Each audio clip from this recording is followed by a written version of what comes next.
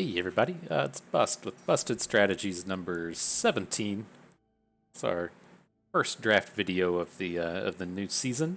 We've fallen down to gold. Our diamond was taken away from us. I thought that the seasons were longer than a month. I didn't realize they were a month on end. I guess it makes sense. It's the way it was in Hearthstone. But I thought it was attached to the sets. So I was ready for us to come out here and get jumping into Mythic, and we got reset on. But we'll get there. We'll get there. And so, okay, with here, I'm going to pick up the Tovolar's Huntmaster. This dude is incredibly powerful. There's a lot of good not Esper cards in this pack, which I'm kind of curious if we can't table something back out of. Something like the Sunrise Cavalier, the Moonrager Slash. We'll see what comes out of this, but you know, you're typically seeing better blue and black cards than what exist here. But I think the Huntmaster is one of the few things that make me, kind of excited to be playing green. He's just such a super high-powered bro. Has the removal spells built into him. Putting down 20 stats for 6 mana is a pretty good deal. And so, happy enough to take him.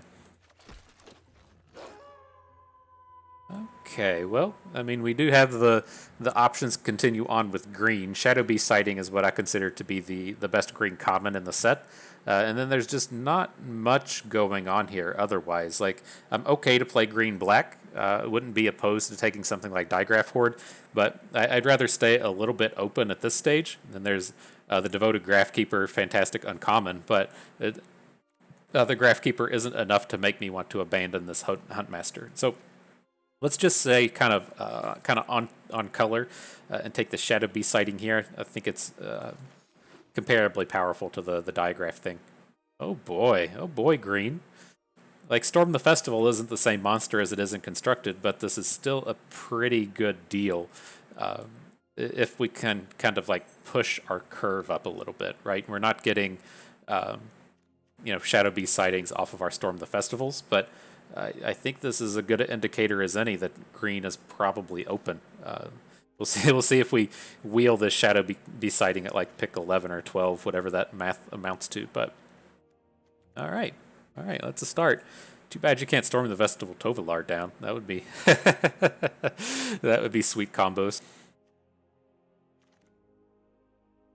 Okay. Well, who needs a curve? Am I right? You just continue on with the Shadowbeast Sightings.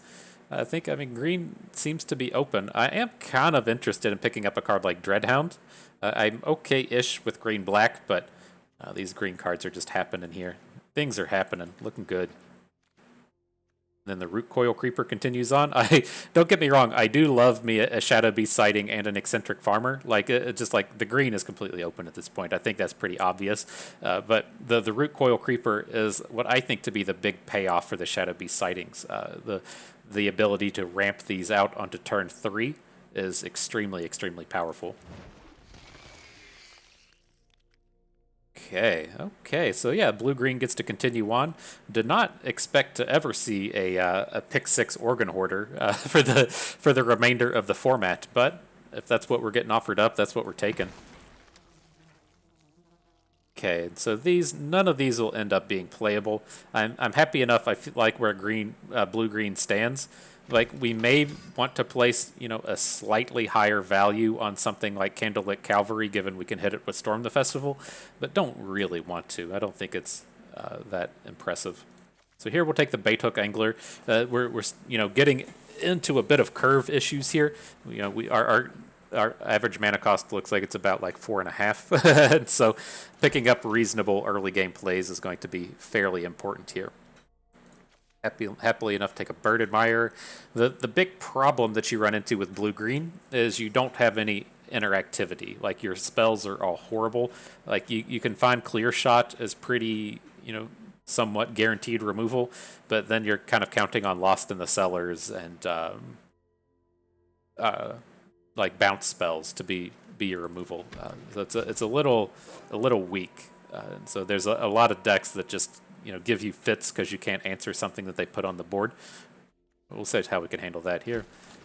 It's really surprised to see that Graphkeeper going so late, but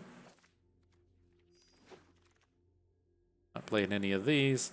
Don't like Otherworldly Gaze, but search it on out. Oh boy. Is green ever open? Oh man. Pick 13 Shadowbeast Sightings. Don't mind if I do.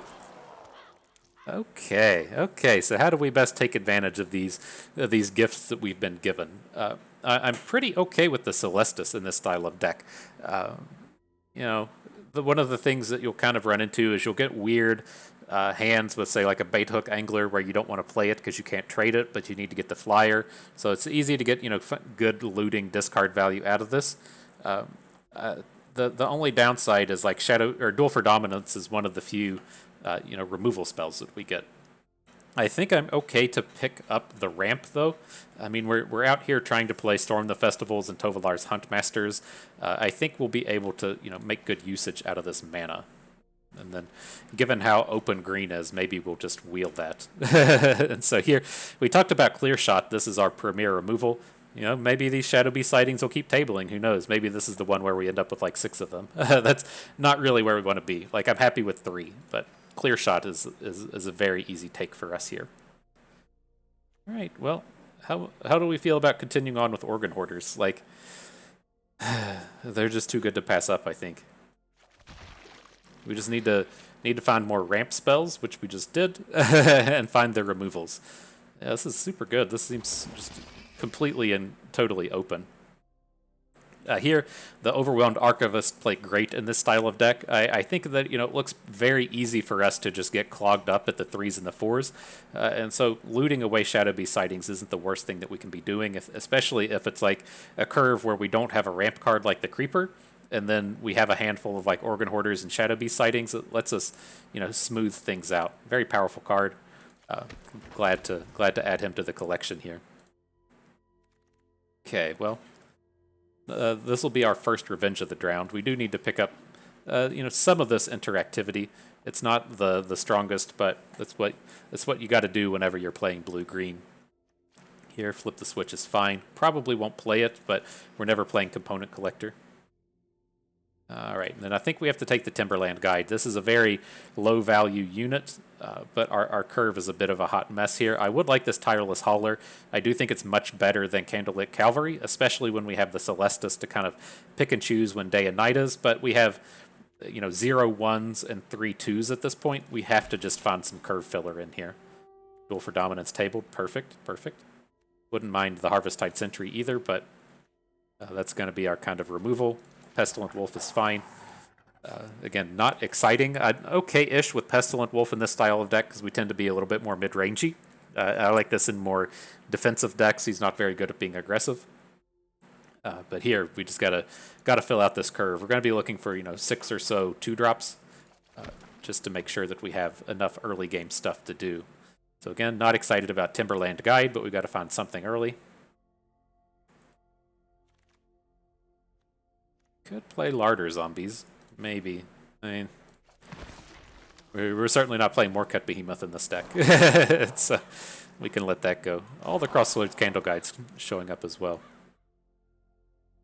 Alrighty, well here we finally had to hit a weak one. I don't really want to play any of this. Like, Gale Drifter's okay. Not really excited about it. We already have a ton of 4-drops. We have 5 4-drops at this point. It is nice that you can get the the Disturb off of it, but I don't think we're going to play it in this deck. So I'm going to let that go. I'm just going to take the rare here in the Siphon Insight. Hopefully we'll table, a Pestilent Wolf or something so that we can have it for the early game curve. Okay, well here, happy enough to pick up more Shadowbeast Sightings. If we end up with like one more ramp card, whether or not a Root Coil Creeper or an Unblinking Eye, I'll feel a lot better about all these Shadowbeast Sightings. But the only other option here would be like Phantom Carriage, and I'm just not real excited about it in this deck. We don't have a ton of flashback outside of the Shadowbeast Sightings, and we don't have a ton of Disturbs. We just have the Bait Hook Angler and the Archivist. So get this big mountain of 4-drops here. Okay, well, I think we're stuck with the Shipwreck Sifters here. It's not completely unplayable in a non-Spirits deck, but I think the early gameness and the discardness of it are quite important. Come on, girl. What pits? We got kitties out here needing attention. You're just gonna sit here and meow and not hang out. Yeah, come here. Just intending on being noisy. Ooh, Covetous Castaways are great. This just does kind of everything we need. It's an early game play to clog up the board. Flips into a big late game play. If we mill it with an Organ Hoarder, it's still very good. If we discard it to the Archivist, it's still good. Fantastic pickup for us here in the Castaway. Okay, perfect, perfect. Unblinking Observer, absolutely perfect. Another early play to ramp us into our Shadowbeast Sightings. Here, we'll take our second Revenge of the Drowned. Just got to have some way to interact with our opponent. The Silverbolt. This one's a little bit closer. That the Eccentric Farmer tied to it. This is one of the premier threes, and that kind of fixes our mana. We have a Duel for Dominance and a Clear Shot. And then the 2 Revenge of the Drowned. I think that's gonna be okay. That's the pick I'm kind of questionable on in this draft.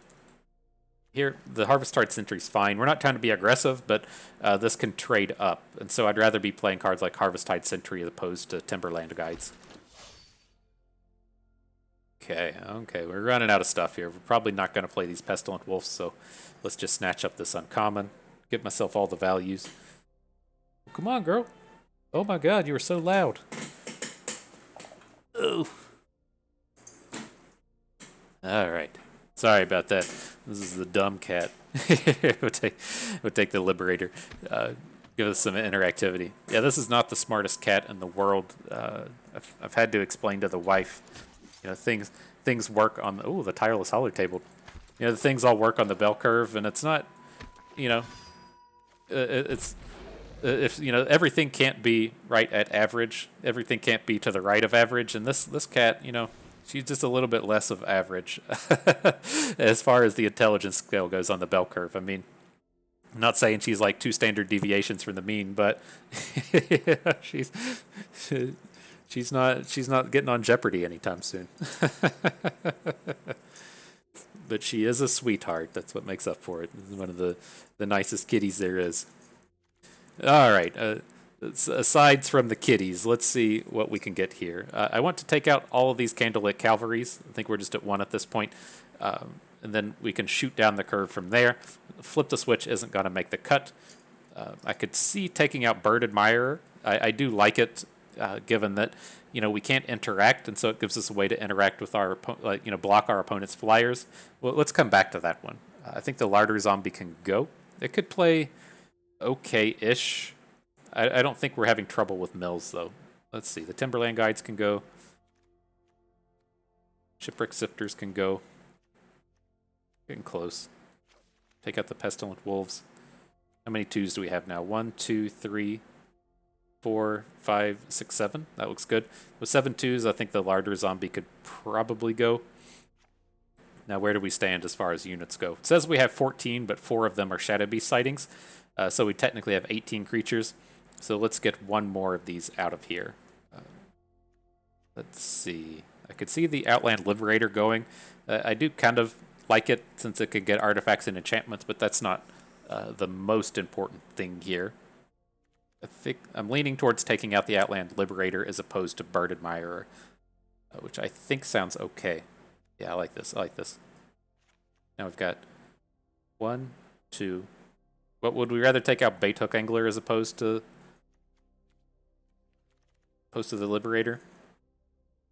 I think I definitely want to keep the Sentry. I like the 3 attackness. It's just we've got some minor synergies with the Angler and being able to replay it as the Drifter. We can mill it to our Organ Hoarders. We can discard it to the Celestist or the Archivist and still get some value. Sounds like more value than we get out of the Liberator. Okay. I think that's fine. I think this looks good. Ready for Tovolar. He's gonna win us. He's gonna win us a game or 2. One can dream, one can hope.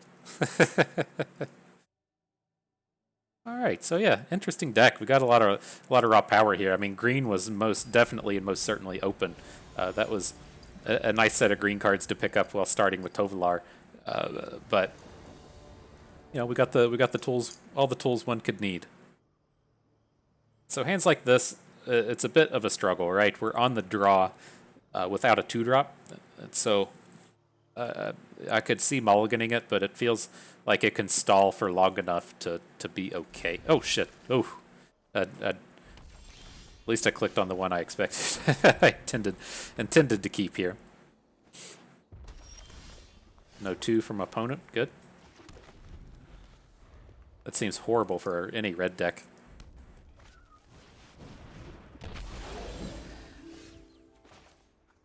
Okay, so I think we can just go ahead and throw down the farmer. Nothing we play this turn can block. It's just a little unfortunate if you miss out on all the lands here. I'd like to, mill a little bit more if we could, but it's fine. Opponent just playing mono red. You play mono red, kitty? Alright, no blocks.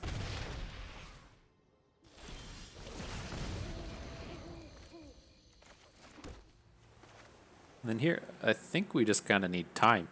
So let's just play Bird Admirer. Not going to attack is where this is coming from. I'd rather just double block this Brimstone Vandal.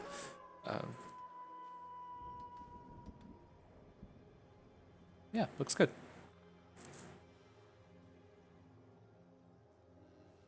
Alright, kitty, you can get down now. You've made your appearance. You're internet famous. Everyone has seen you. No attacks. There he goes.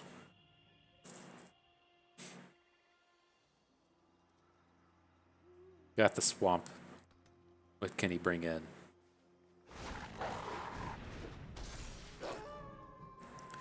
This dude's problematic as far as as far as deck like ours are concerned. This is gonna, you can eventually just out big everything we have to do.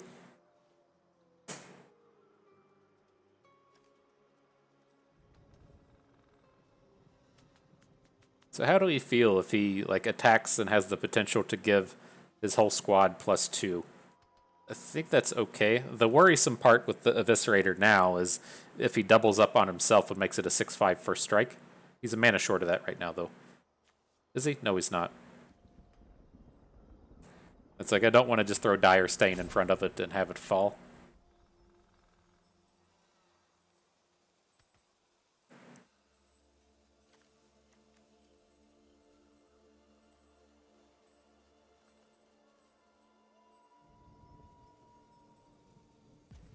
Let's see what he does. So if he attacks, what if we just block with everything? This is just too sketchy. Let's just take it. We can look to Revenge of the Drowned it next turn.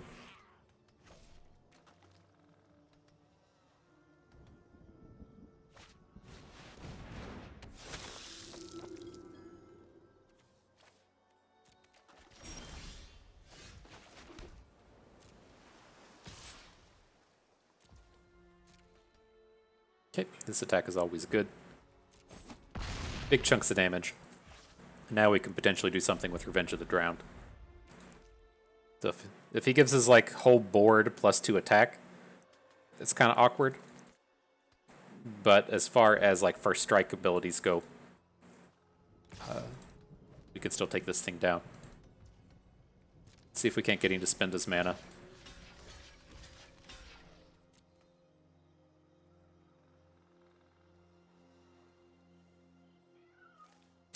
I don't know what else he's gonna try and pull off here, though. I mean, he has to have 5 spells in his hand. There's no way that they don't.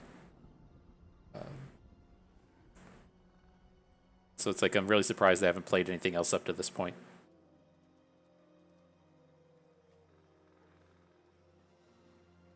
Doesn't seem like they have a removal spell.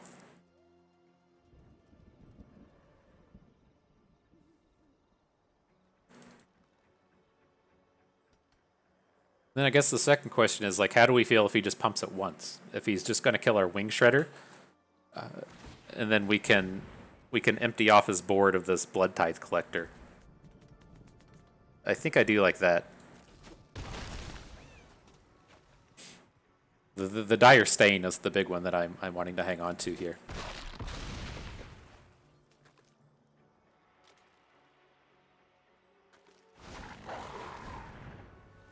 Or to discard a card. We can pay that. When it enters the battlefield or attacks, exile one card from a graveyard. If a creature was exiled, drain. And what's the flip?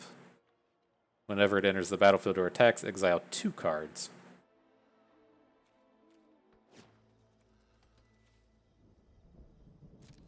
Okay.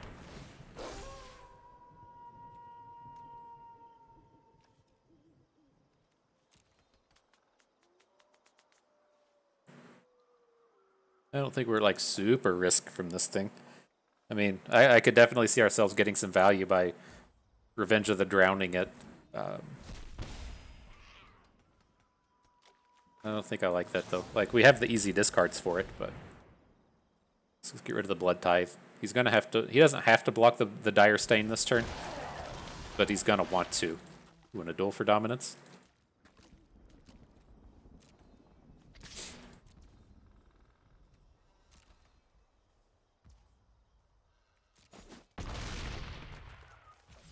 I like this. I like this. So, kind of want to keep a card to discard to this thing because I'm going to plan on hitting it with Duel for Dominance next turn. So let's add the Shadowbeast Sighting. End the turn. I don't want to play two spells in our turn because I want to keep the Dire Stain flipped onto the 6/6 side. And now let's see if we can't get a takedown with a Duel for Dominance. I'm reasonably okay with him just eating cards out of our graveyard, though. The drain isn't that big of a deal. So I would definitely like to see them tap some mana before we try to Duel for Dominance, because just like, trading out the Glutton for the Shadowbeast isn't horrible. He does get, if he gets to attack, he does get to remove our Shadowbeast Sighting from our graveyard. But I think it might be okay. Why?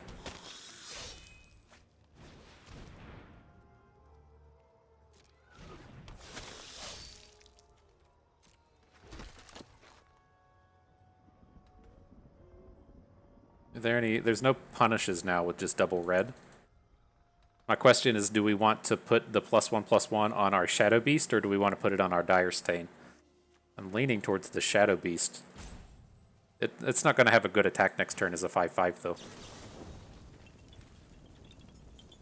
Yes. Discard Island.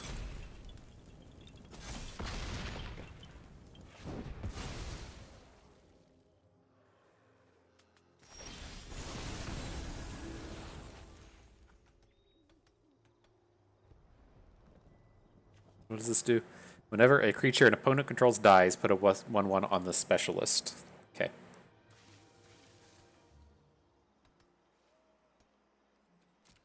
So these attacks are still good.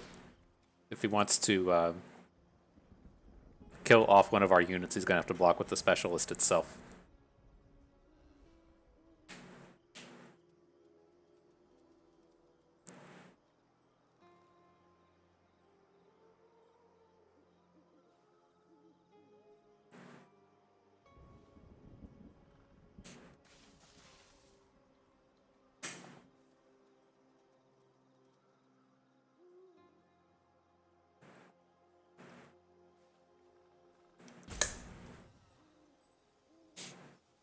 I mean, it seems like his best block would be the Specialist and the Brimstone Vandal on our Tireless Hauler. So we could only kill one. But, cool. Alright, won a game. Feels good. Almost a mythic. Getting close.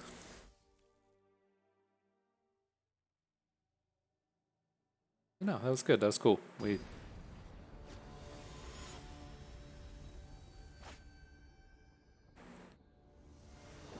Double D Devil. That's my new porno name.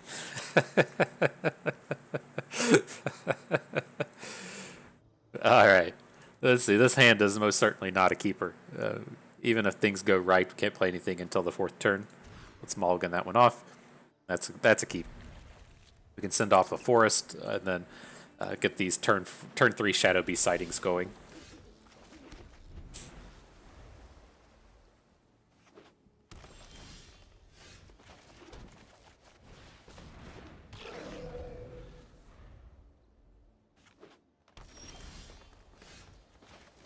Alright, well, opponents are all playing monocolor today.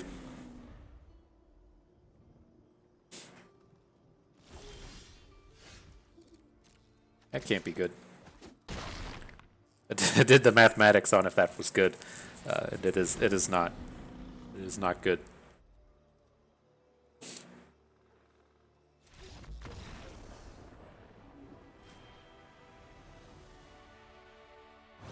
Okay, yeah, gold 2. Moving on up.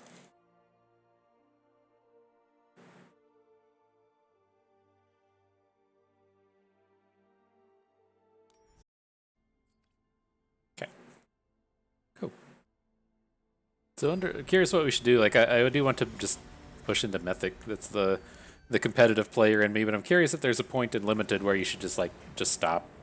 Right? You're gonna hit a point to where you're just like 50-50 against all your opponents. And you're gonna struggle with trying to break even in these games. You're gonna drop a bunch of value. Like we can tear through bronze and silver, but then once we hit diamond, we kind of hit a wall as far as progressing is concerned. Curious just from the free to play perspective where things should stop. But here, this is as I talk about.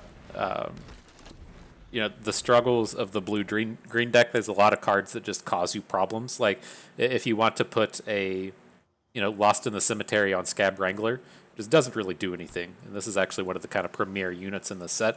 We do have the Duel for Dominance in our hand to deal with this, but yeah, I mean, like look at these bros they're putting down. These are some like must deal with kind of units that we just don't really have an answer for. I'm not usually too scared of this thing. I think this is this is more of like a, constructed quality rare, but, anything that lets you cheat on mana is, certainly has possibilities.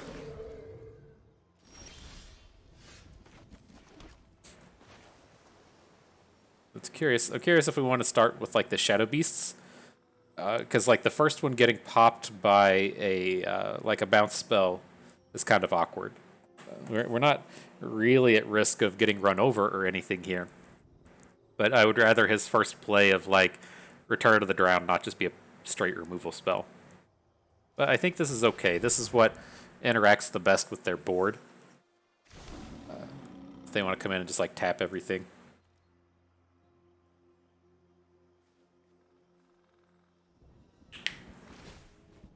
Sure.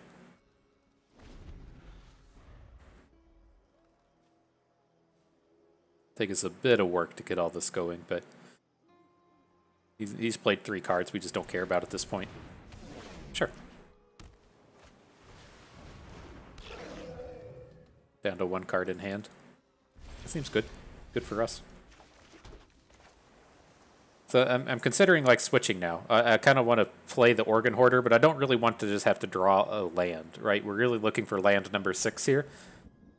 I mean, I guess I wouldn't be opposed to picking up a land in the sense that we have all these Shadowbeast Sightings and really want to hit 7 mana at some point soon. But I think I'd rather continue just to play these units that he has to deal with.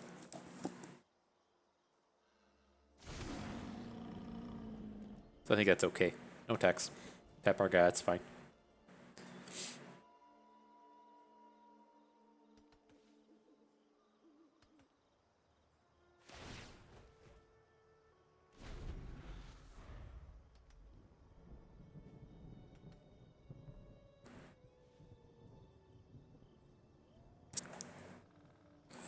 We'll get to attack at some point, I assure you.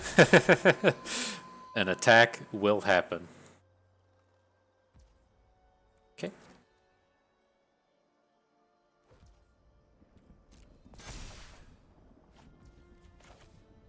No, I don't want to tap our green. Game's trying to get us. No thank you.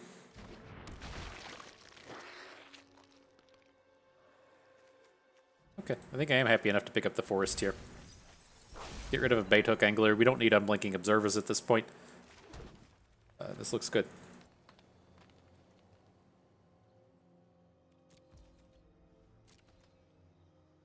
I don't want to flip it back to day.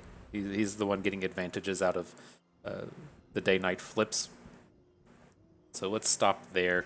Going to duel for dominance this Scab Wrangler.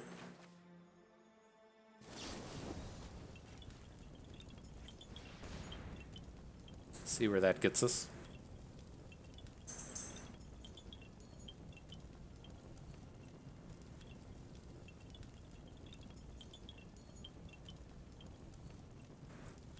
Not the end of the world if it doesn't happen, but like the Scab Wrangler is much scarier in the zombies decks when they have like 3 and 4 and 5 and 6 just do nothing zombies and they can eventually get their big attack in. Here it's not as scary, but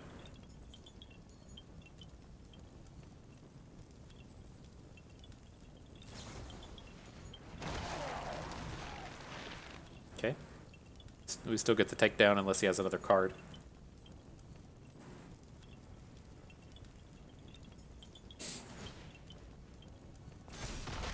Okay.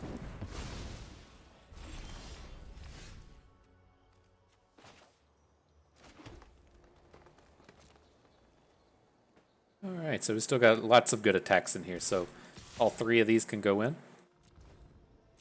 Happy enough to trade off Organ Hoarder with the Observer. It's not a...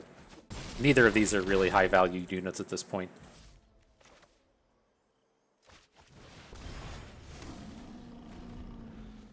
Looking good.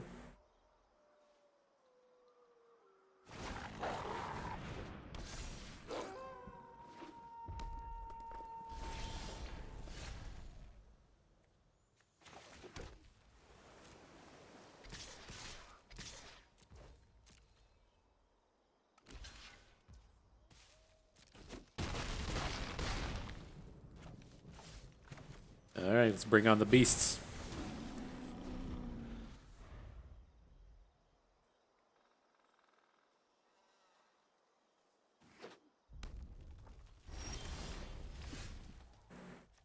I don't... Like, I feel like we just...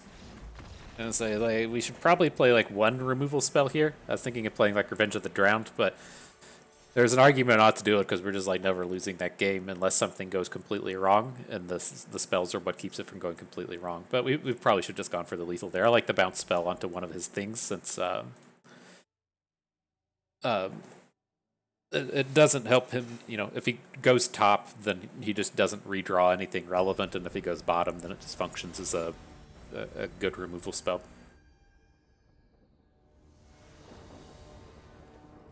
Alright, what do we got with this one? I don't think we can keep this. If we draw a land, like even if we draw a forest, I don't think it feels good. A mulligan. Not going to 5. This is fine. Again, if it comes down to it on turn 3 and we have to loot away a Shadowbeast Sighting, it's not the end of the world. We're still getting some value out of that loot.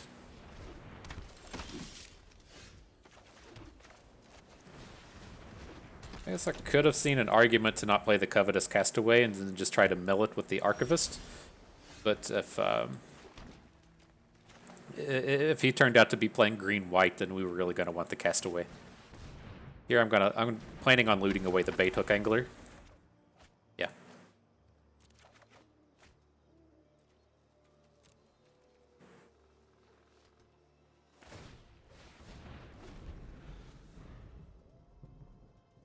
I'd like to get these Shadow Beasts on board.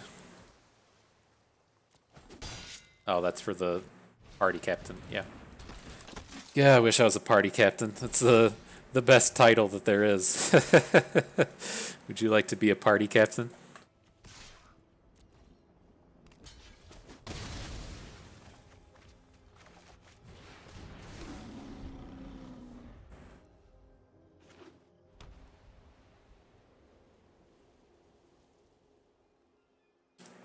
Yeah, this is looking good. We got this mountain of playables in our graveyard. It's still got a pretty decent looking hand here. Interesting with the Celestus.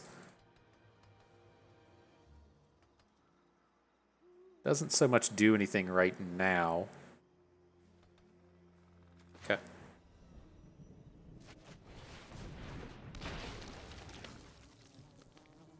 The forest.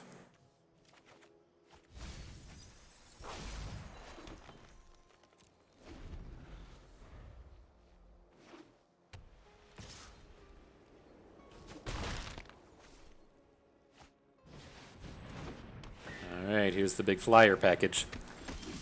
Kinda problematic.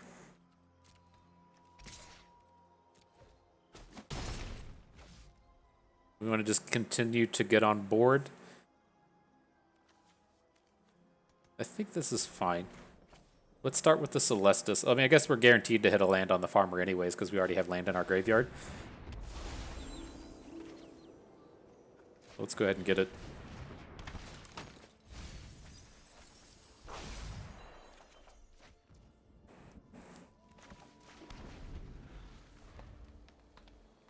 And we're gonna have to start dropping our looters and such, so we can come in and block these flyers. At least forces him to save his mana on tapping our dudes.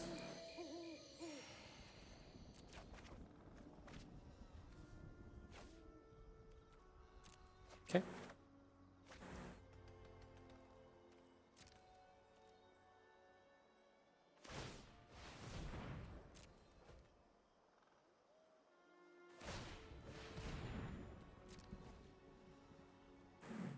No attacks. Want to add the Archivist.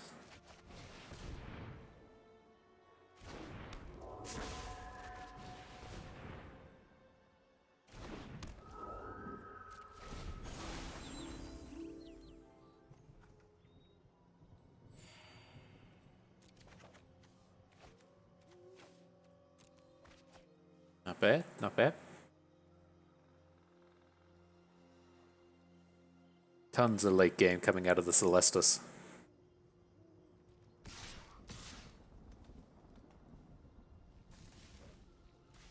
I kind of think I want to trade out for the Falcon Abomination. He's just going to replay the Gale Drifter. I think this is okay.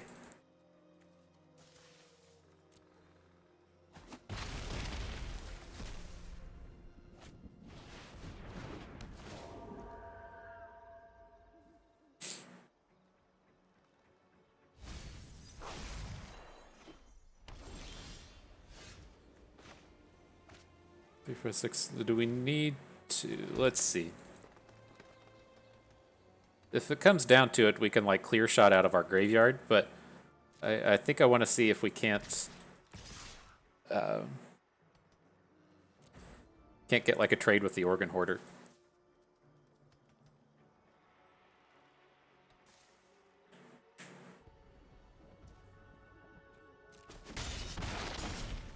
Cannot.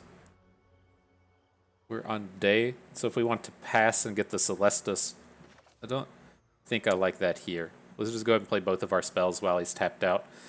So we'll add in the Shadowbeast Sighting, and then I'm going to clear shot the Phantom Carriage.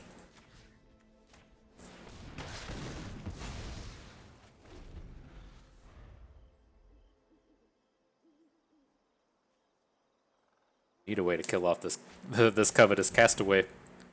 These flyers are being problematic.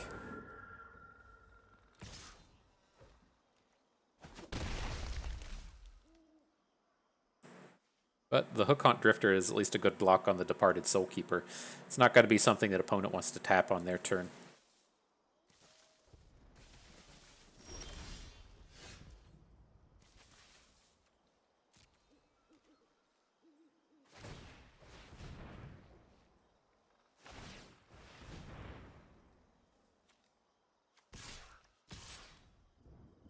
We attack with the zombie. Like, what's our follow-up here?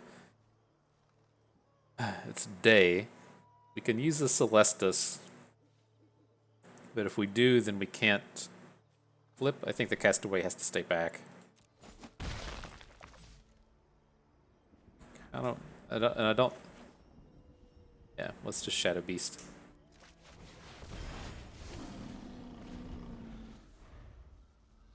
We're kind of getting to this space to where if he wants to attack, he's going to have to tap our Hook Haunts. Or at least just gives us a ton of time if he doesn't want to do that. Ton of time. Beautiful. More Shadow Beasts.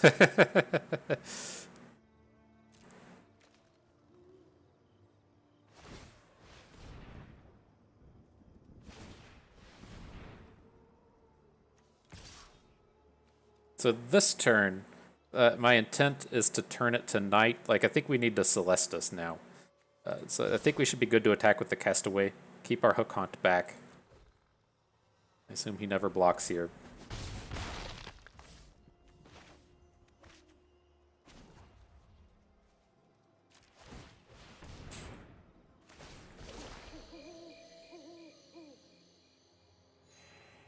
Draw a card. We're not going to deck ourselves, right? No, we got tons of cards.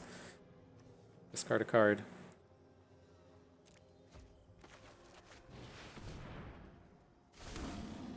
Okay, so now he can't lethal us with these attacks, right? He can only take us down to 1. That also requires him to spend a tapper this turn. Oh, I saw it go down. I was like, oh no, he's getting to remove a unit. But not the case.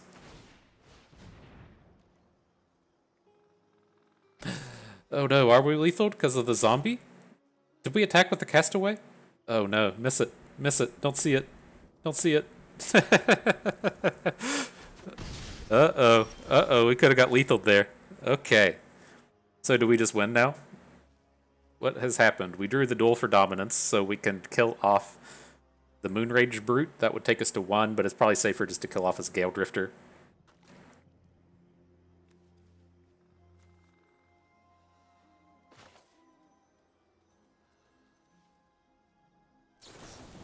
Alright, creature you control, creature you don't.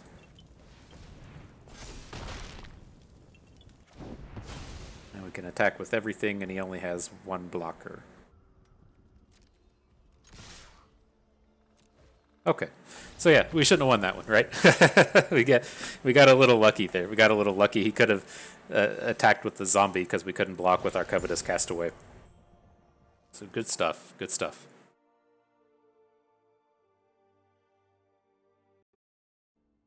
All right, on we go.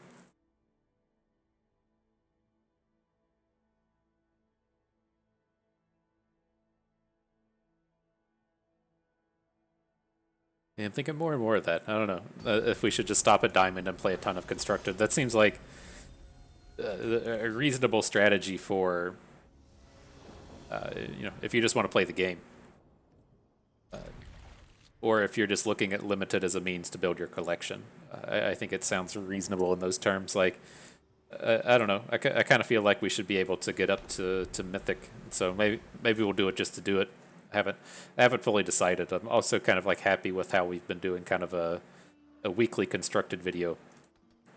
And so I don't really want to be doing like always my problem with Runeterra is when I play constructed, I just play like the same deck over and over again, and I don't really want to. I don't want to be stuck like being like, hey, here's the 5th video this week of me playing mono red. Enjoy. So we'll see. I kind of like the way it's going now. I'd prefer to not be doing like 6 limited videos and 1 constructed video a week. I'd like it to be a little bit closer to like 5 and 2 or 4 and 3. But we'll see. We'll see. Whatever the people want is what they get. So I know, like, people certainly aren't here for the high quality gameplay. They're mainly here just to hear my pretty voice and then look at my beautiful face. Occasionally a cat will show up. People on the internet like cats. So that's what it's typically about.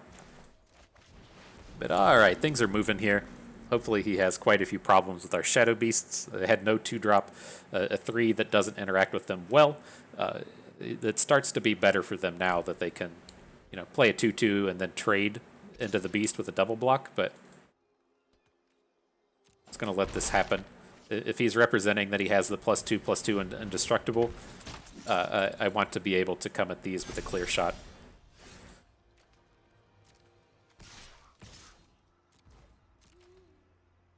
I'll take the 2 for 1 if offered.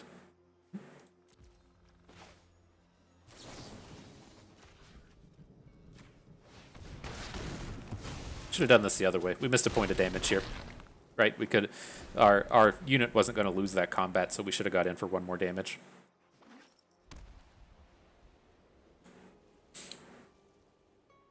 Little sloppy.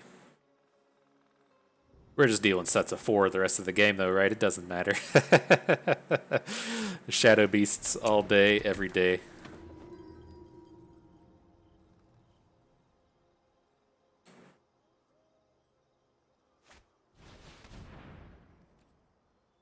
Ooh, these stats aren't enough to take down a Shadow Beast.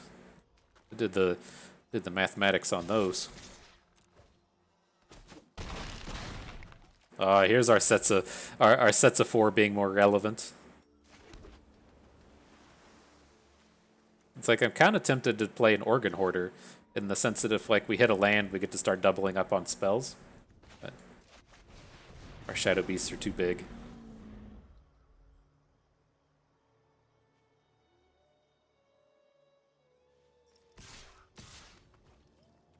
Uh-oh. Are we about to get wrathed? Whatever it's called? Vanquish the Foul, or... Nope.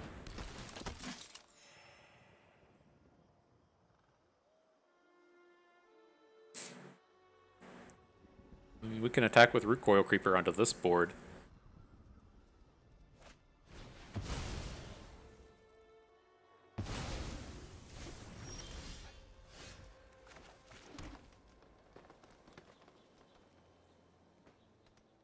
Okay. We're a little short.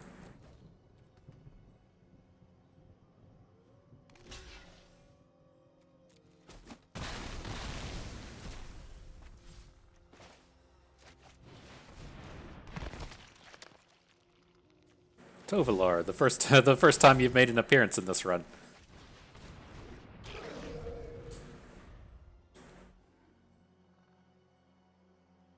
We technically could have just like attacked with everything there and replayed the Tireless Hauler. That if he wants to not die, he has to spread out the damage.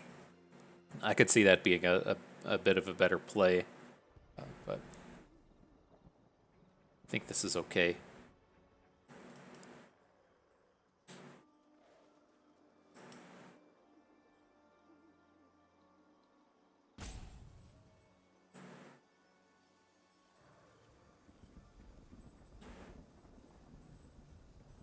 Probably the way we should have done it. If we get to keep all of our Shadow Beasts, still get to kill all of their units, and then add the Tireless Hauler instead of adding the 2 units. But yeah, I think that's better. That sounds nice.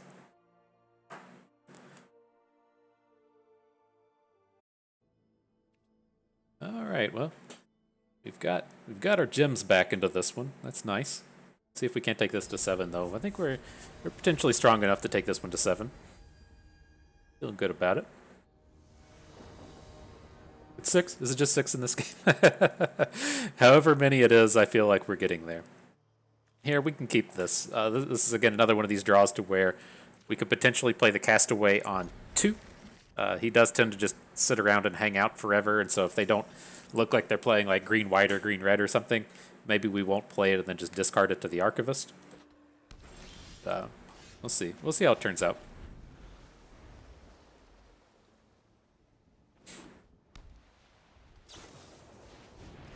Alright, ready to block.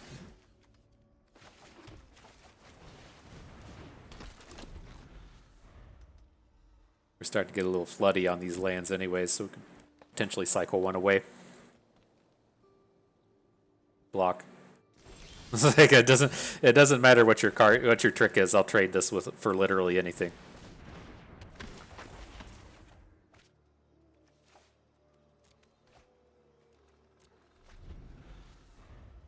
Like now that we've drawn Tovalar, I kind of want to keep the land, but I think we'll be fine. We'll get plenty of time to run into him. Oh, Dualcraft Trainers are problematic for us.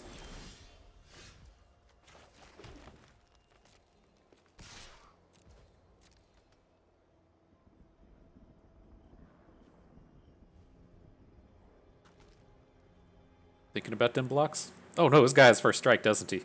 Oh shit. Oh shit. Oops. Maybe he thinks shenanigans are afoot because we were just attacking into his first striker.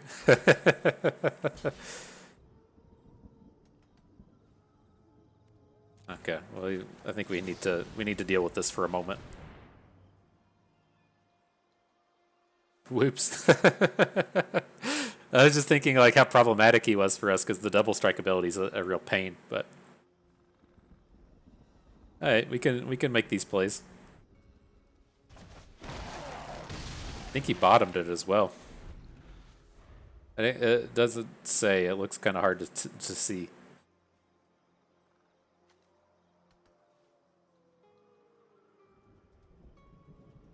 I think he did bottom it, right? Because if it goes on top, it is face up on top of the deck. I've seen that interaction before.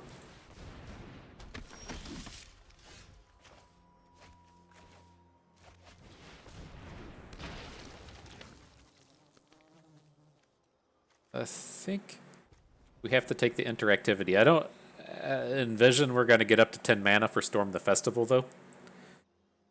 So that's kind of tough. But the big card we're hitting off Storm the Festivals are our Organ Hoarders, right?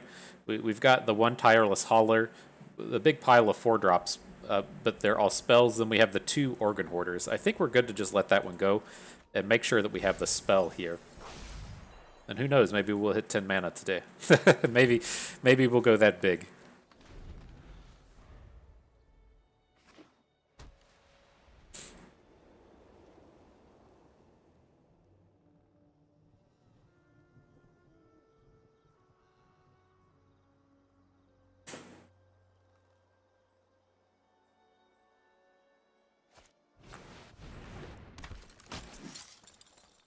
And then that's just a different Duelcraft trainer, right? I feel like I'm right on that. I'll trade with Morning Patrol if he attacks, or at least attempt to.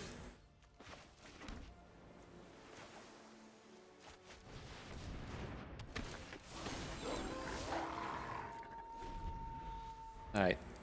There's the stats.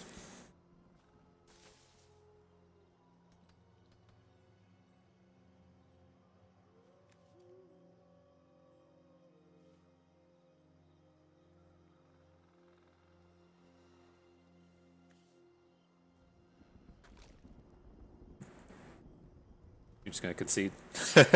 that'd be alright. Odric's Outrider, okay. Another one that tends to be problematic. These are all problematic cards for the blue-green deck. But here the Celestus is good. We can attack with Tovolar now. We can threaten all kinds of shenanigans now that we've put that on the board. Ideally, he's just got to make like a big block and we just send his unit back with Revenge of the Drowned. But we got all kinds of plays that we can make on these turns now.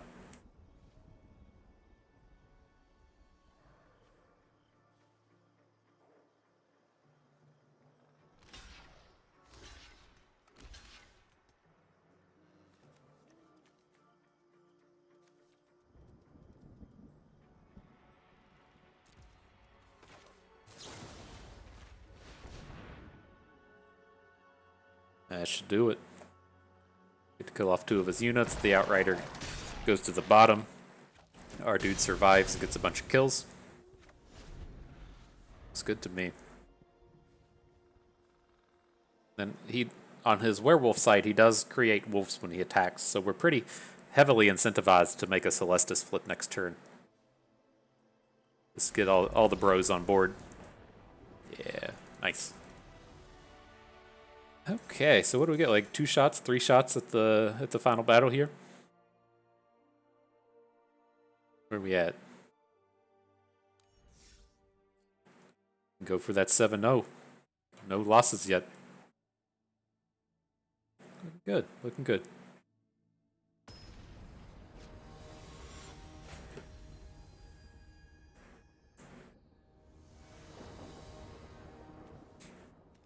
What do we got here? We're on the draw with no plays until turn 4, and Storm the Festival. We can't keep that. This is at least a little better in that if we hit a land, we can drop the Celestus. Storm the Festival can go. All right, we hit a land. Opponent's got a curve. Ooh. Ooh, give me them big boys. Nice.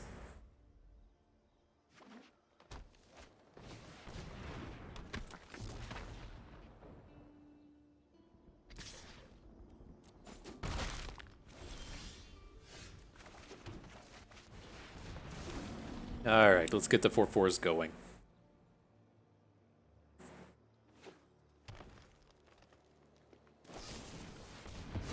Okay.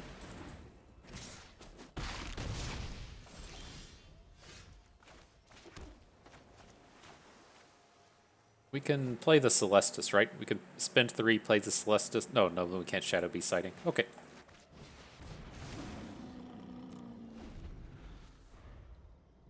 What do you think of that one?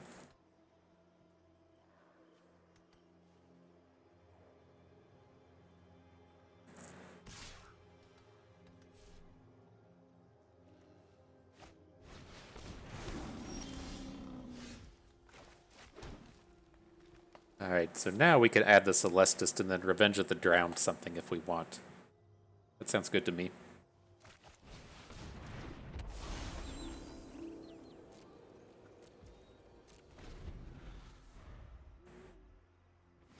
We're gonna need to do it with this this Dawnheart thing on the stack. I think let's just hit his token.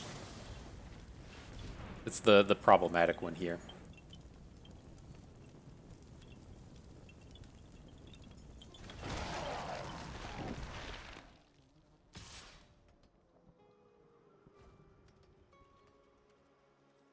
And how much do we have? We have 3, 4, 5, 6, 7. We can just start like replaying Shadowbeast Sightings. I think this block is good. Like if he wants to spend the rest of his turn on the Death Touch, I think that's completely okay. If he ends the turn with just one unit on board here.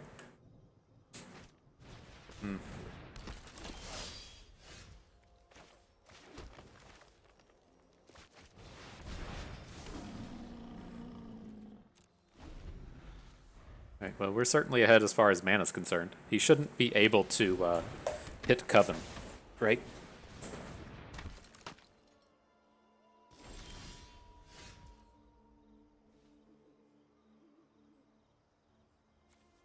Are we getting to where we want to play a duel for dominance? I think we have another turn.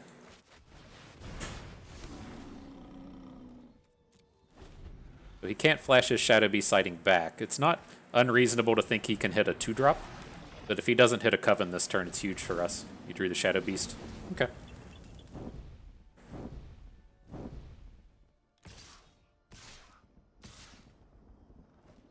Let's just not die.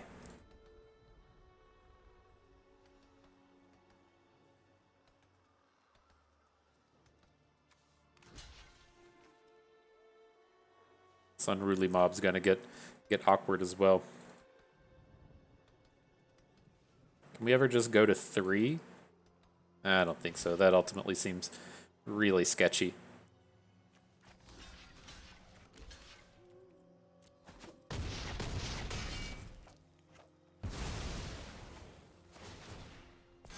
Mob's growing. He's gonna get to activate his Sprout. A lot of this is fairly scary. But let's add the bird.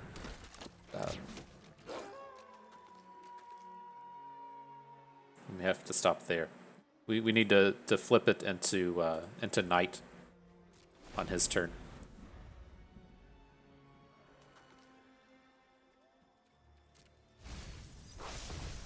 Was that a natural growth? Glad to see that go. That would have just murdered us. I guess he can't play it at this point, but that would have been a problem.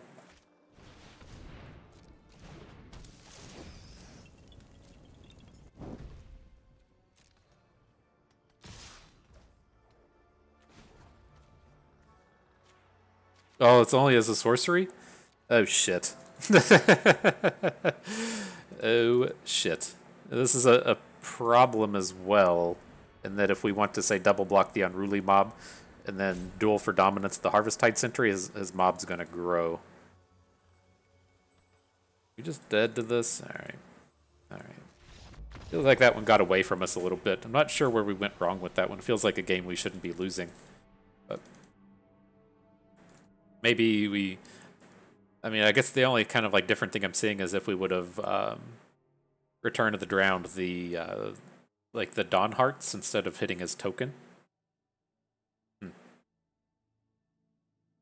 Interesting. Alright, well, on to the next one.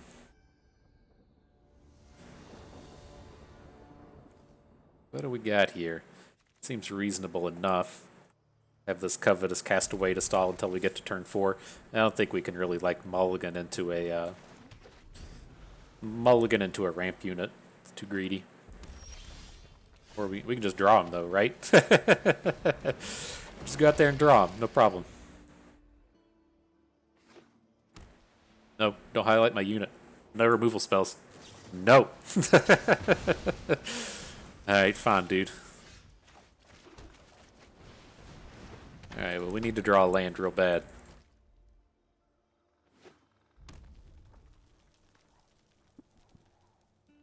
Have, like, the Boros Charger. That would be a problem.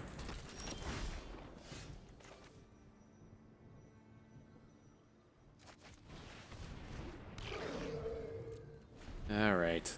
Had such high hopes for that hand. We drew so perfect into that creeper. Removal spells are dumb. What do you do? What are you doing playing colors with removal spells?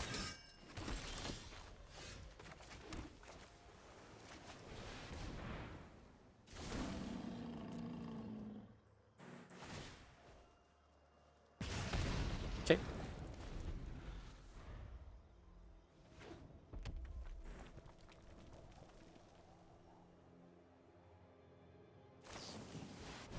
Sure.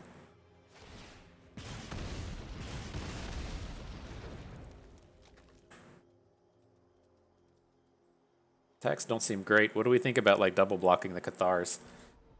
I think that would be okay. You didn't offer it up, though. Maybe it's bad when we have, like, multiple Shadowbeast Sightings and we're really close to flashing them back.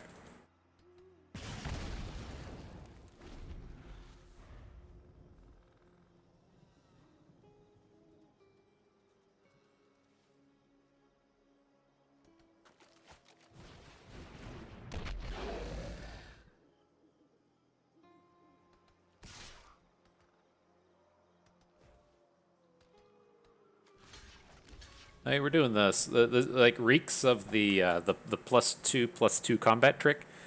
I mean, I think we're going to get burned by it at some point, anyways. No reason to just throw a bunch of blockers in front of this, though. Right? That's the only combat trick that would be relevant. Okay.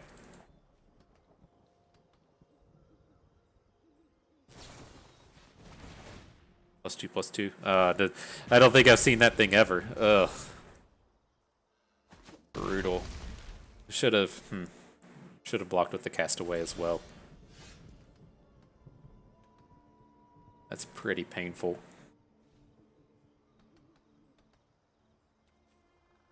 And we don't have any plays until we hit another mana. Ugh. Like, especially if we had been able to just, like, flash back the Castaway this turn. That would have been pretty good.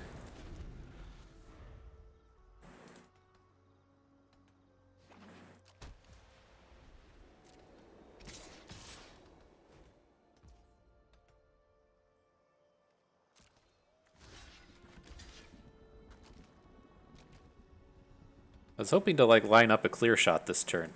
I don't really think it's in the cards. The problem's, like, he's able to Sacred Fire our Unblinking Observer.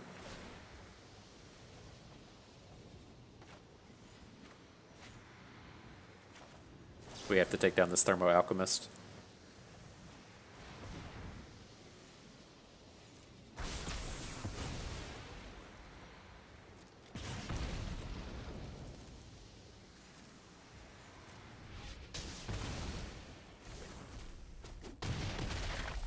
Okay, so he's down to 2 cards.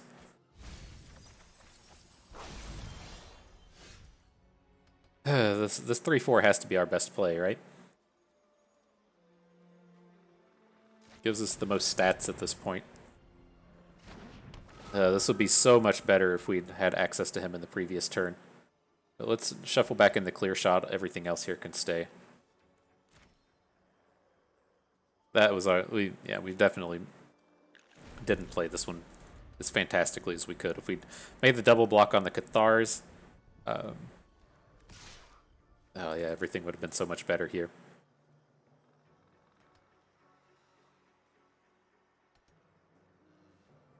And we just we just have to accept that he's gonna slam a combat trick onto his dude here.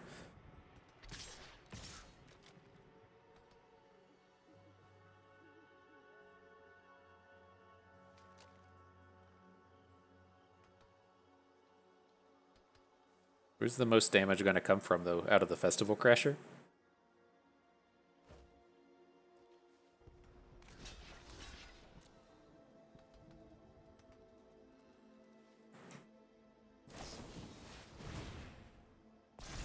Yep.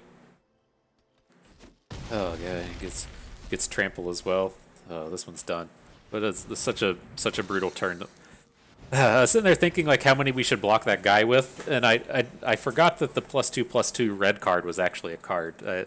It's like nobody plays it, and so I was really only expecting the combat trick there to be the like the +2/+2 or 3/3 indestructible if you're a human, and like the indestructible one is like such a pain for us to run into, and then it just like full clears everything that we have, but.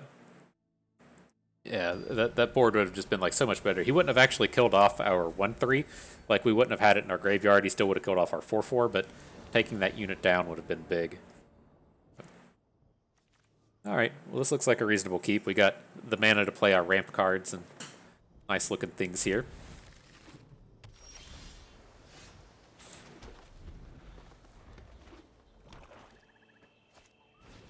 Okay, I'm gonna start with the Harvest-Tide Sentry though. Oh, never mind. We drew the Shadowbeast Sighting. No defense straight, please.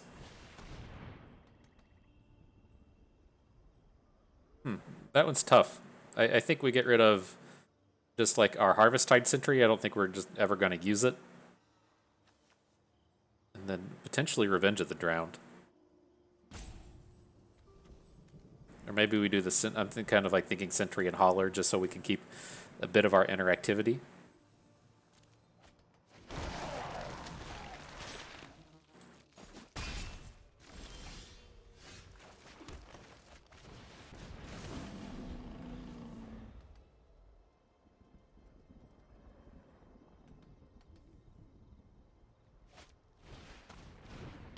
Okay.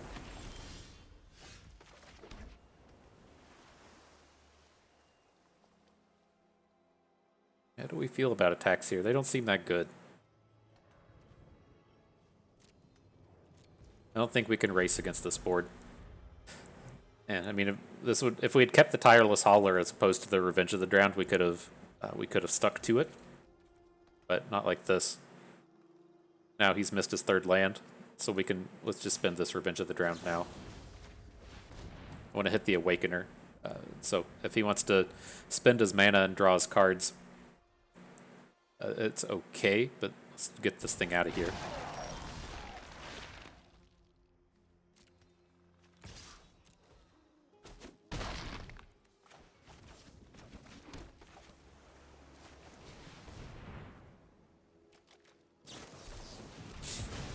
Okay.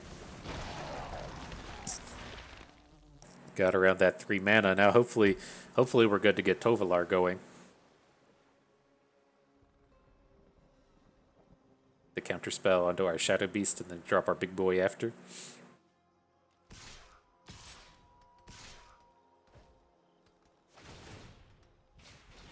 Okay.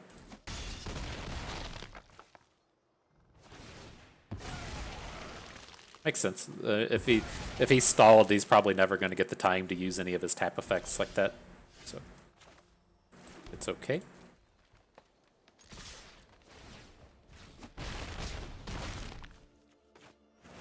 You're gonna have the counterspell? I don't want you to have the counterspell. No. No. If he has like a defense straight, it's okay, right? If the yeah, I figured. If we still get the wolves out of it, that's a pretty good deal. But and it felt like a removal or a counterspell.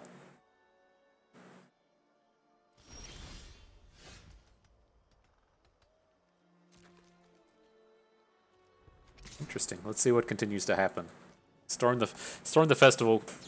should be good here, right? I mean, we get to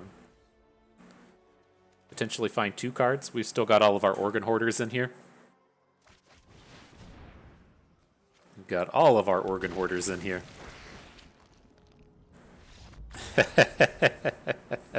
Good, good. The one time we get to cast Storm the Festival and see it, it's just a big old bomb.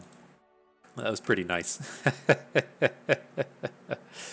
All right, good deal. We made it the whole way through. Got the big 6 wins or whatever it takes. So let's see. Let's get this deck pulled up and talk about it a little bit more. Okay. So yeah, the deck itself, I feel like we've made at least one video on kind of the Simic Ramp deck before, and of course, like the big thing that we're just trying to pull off with this one is the this combination of Root Coil Creeper and Unblinking Observer, and then using those to play Shadowbeast Sightings on turn 3, and then hopefully you just have a ton of Shadowbeast Sightings, and then you can quickly flash them back with this additional ramp. So yeah, that is kind of the main strategy. Churning out these 4/4s as quickly as you can. Otherwise, within blue-green, you're looking at a lot of self-mill, and so you'll pick up some value out of these little disturb units. Covetous Castaway is the one I mainly prefer out of these. You have some bonuses out of having loots. So if we use our Overwhelmed Archivist or our Celestus to discard a Shadowbeast Sighting, it's not a complete discard since we get some value out of the flashback, but that is kind of the sub-strategy here. You typically see kind of like the combo of, what's his name, like the Death Bonnet Sprout, along with, what's your name, Eccentric Farmer, and then Organ Hoarder as your kind of mill strategy, and then you're looking to get a little bit of additional value out of these disturbs. Maybe you turn up some Shadowbeast Sightings along the way, just kind of the secondary engine. And so, the big thing is the ramp into Shadowbeast Sightings. The backup plan is this kind of mill strategy. And then, of course, the big problem that this deck runs into is not being able to remove your opponent's units. And so you have to place a much higher than normal value on things like Clear Shot, on Revenge of the Drowned, and onto Duel for Dominance, just because what was that? We ran into the scab thing that you tap 3 units to tap one of your opponents that can just completely shut down your board and end your day. So there's like the tapper like that, Gavany trappers. There's things like the thing that gives the Coven to double strike. Just all those cards, just you can't deal with. The Gavany trapper is not. You can't actually tap it, but these things that do stuff while they're still tapped, they do stuff without attacking. They cause you loads of problems just because you can't actually remove it from the board. And so those are the big 3 takeaways as far as this deck is concerned. I still haven't decided how many, Shadowbeast Sightings I feel like too many is. Like if we're playing red-green or something, then I really only want like 2. But in this deck, if we're getting like 3 and 4 Root Coil Creepers and Unblinking Observers, like maybe I'll play 5, Maybe I'll play 5. I feel like that's probably the ceiling on Shadowbeast Sighting, but that is the big payoff, especially since Unblinking Observer can't ramp out Organ Hoarders, but it can ramp out the Shadowbeast Sighting. But yeah, pretty straightforward. Otherwise, I think, just kind of want to make sure you don't die, so you have to get a lot of these early game plays. Ideally, your early game plays, hit the themes. We had some of these 2s that we weren't really interested in: Outland Liberator, Pestilent Wolf, Timberland Guide. Sometimes, you got to pick these up just to ensure that you hit your 6 or 7 or 8 2-drops. But ideally, you won't be playing those. Looking for the dudes with Disturb, the Ramp Bros, and the Observer and the Creeper. And then if you have to play them, Harvesttide Sentry has 3 attacks, so it's able to block up in the curve. Very powerful bro. But yeah, nice little run with that. We can jump back to the draft, but I think this draft was fairly straightforward. I don't think any of these cards are worth a take over the Huntmaster. The Huntmaster is just incredibly powerful and one of the big reasons that you want to be drafting green.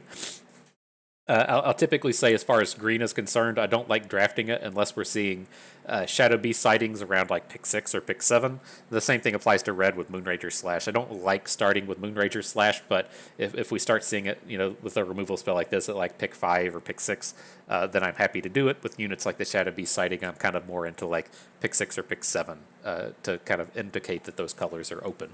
But this is a very easy Huntmaster. In pack 2, I could see this going a few different ways. I think, you know, there is the Devoted Graphkeeper and the Digraph Horde. Both of these are quite powerful. Both of these put you into Esper, which is where the good cards are.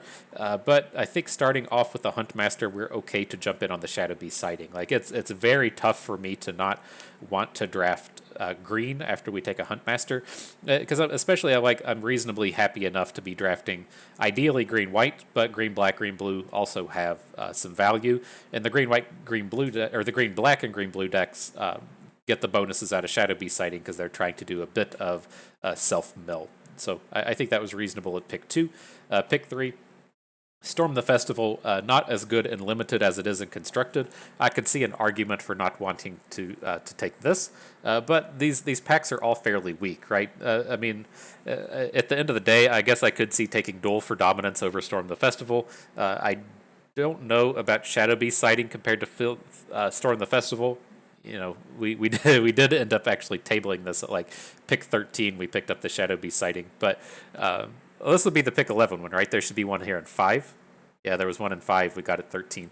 But yeah, I think it's, you know, kind of worth seeing at this little table because the Storm the Festival is pretty high powered. I mean, even if we just hit like a 3 and a 4, that's a good deal. If we hit a 4 and a 5, that's an amazing deal.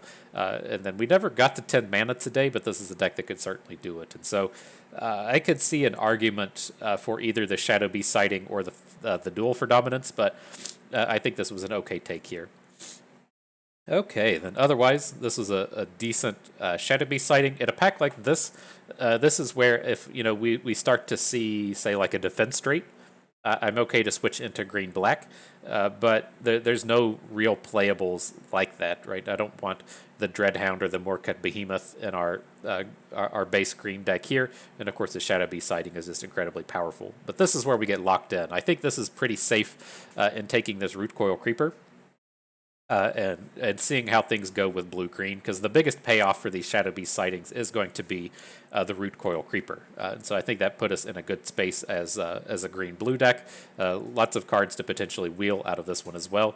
This is where we got our pick 13 Shadowbeast Sighting in the pack that had the Eccentric Farmer, the Snarling Wolf. So weird that people were taking Snarling Wolf over this Shadowbeast Sighting. This should have never happened. We should have never got this at pick 13, but is what it is, I guess. It worked out for us today.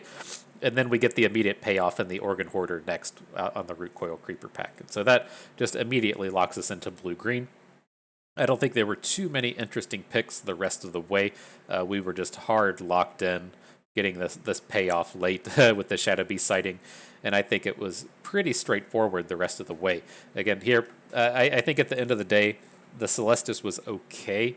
I wasn't super amped about it. I know people that like really love the Celestis. I may just not be finding the decks that want it. I could see an argument for just taking Duel for Dominance here, or even probably not Might of the Old Ways, but Duel for Dominance just to make sure we get some interactivity. But here, Clear Shot is our kind of number one green card. Got to have that as our removal. Organ Hoarder is making an appearance. I think this was all straightforward out of these. Getting the Root Coil Creeper, not much we would take over it. The Archivist is the only playable. Yeah, this all looked pretty good and straightforward from here. So I think we'll stop the draft there. I think this was a pretty straightforward one. I don't think we missed out on too much. First picking our Siphon Insight, getting the rare drafts in. Yeah, I don't think there were too many big choices out of this. So yeah, that was good. That was good. I enjoyed that draft. It was a fun little trial there. Let's see, we get our big payoff, got all our packs, open them up real quick, and then we'll call it a day. Not sure about all these Forgotten Realms cards. I guess this was like the end of the month bonus. It was really weird to me the end of the month bonus was the old set and not Innistrad. I mean, I guess it makes sense from a making money perspective, but from a player wanting to enjoy the new cards perspective, it doesn't seem that nice. What is this? Put a dragon from your hand on board? Oh. I'm really not familiar with too many of these Forgotten Realms cards. I guess it does work out a bit for us in that we need some of these old cards. We've been playing a bunch of Constructed and don't have our play set of Den of the Bugbears, and so, you know, I guess it's better than nothing. It just surprises me that these aren't the new packs. Ooh, gold wild cards. the big win for us. Right. Oh, double Den of the Bugbears. Man, we've been playing all this red and Constructed. It's nice to have that be the man lane that shows up. Zorn. Like all the treasure tokens, sure. I have been enjoying treasure tokens. I think it's a nice little ramp card, a nice little mana fixer. Ooh, Ranger class? We're getting all the cards I'm wanting to play. I'm kind of switching over to playing into red-green. I'm wanting to play red-green ramp and constructed this week. And so seeing those Den of the Bugbears, the Storm the Festival, and the draft, just picking up the Ranger class, that all feels like a big win for me. Good stuff, good stuff. This is a champion draft for us today. Badrick, we run into him. I haven't been impressed with him in Limited. And what else do we got? Rite of Harmony. Haven't been impressed with this either. It's just not enough. This is a combo card for Constructed. It's not a limited quality card. Angel Fire Ignition. Okay.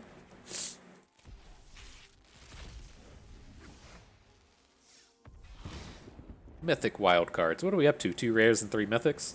Oh boy, I might get to craft some land today. Rare gold card? Oh, beautiful. Beautiful. Up to 3. So good. About to roll into another one with the rewards on the right, whatever those are called.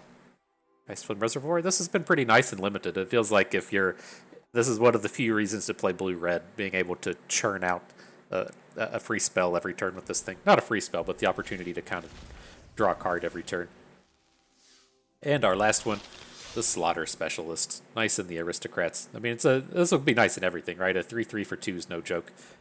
So not a bad deal. So yeah, nice, good. I had a lot of fun with that. So hope you all enjoyed the draft. You maybe learned how to ramp it up a little bit better. Maybe learned a thing or two along the way and had a good time watching.